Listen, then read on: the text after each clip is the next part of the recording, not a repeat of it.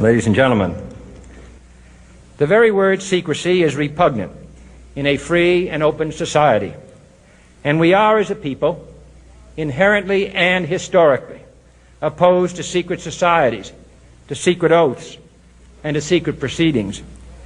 We decided long ago that the dangers of excessive and unwarranted concealment of pertinent facts far outweighed the dangers which are cited to justify it.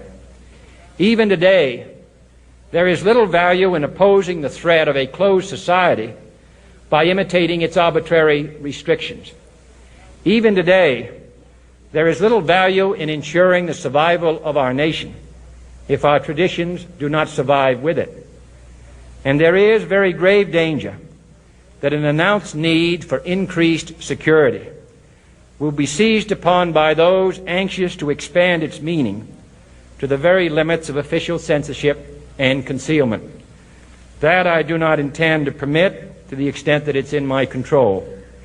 And no official of my administration, whether his rank is high or low, civilian or military, should interpret my words here tonight as an excuse to censor the news, to stifle dissent, to cover up our mistakes, or to withhold from the press and the public the facts they deserve to know. For we are opposed around the world by a monolithic and ruthless conspiracy that relies primarily on covert means for expanding its sphere of influence, on infiltration instead of invasion, on subversion instead of elections, on intimidation instead of free choice, on guerrillas by night instead of armies by day.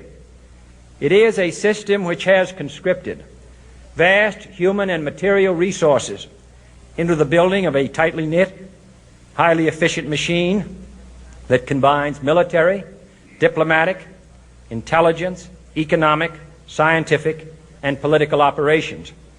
Its preparations are concealed, not published. Its mistakes are buried, not headlined. Its dissenters are silenced, not praised. No expenditure is questioned, no rumor is printed, no secret is revealed.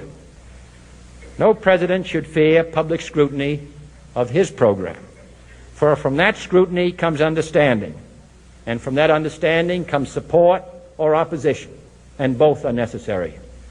I am not asking your newspapers to support an administration, but I am asking your help in the tremendous task of informing and alerting the American people.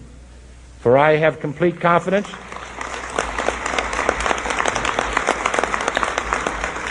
in the response and dedication of our citizens whenever they are fully informed.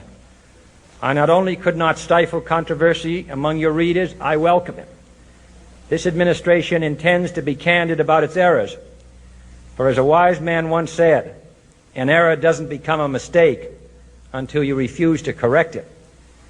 We intend to accept full responsibility for our errors, and we expect you to point them out when we miss them.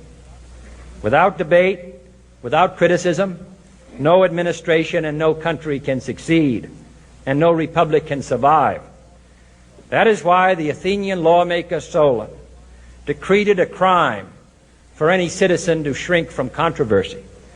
And that is why our press was protected by the First Amendment, the only business in America specifically protected by the Constitution, not primarily to amuse and entertain, not to emphasize the trivial and the sentimental, not to simply give the public what it wants, but to inform, to arouse, to reflect, to state our dangers and our opportunities, to indicate our crises and our choices, to lead, mold, educate, and sometimes even anger public opinion.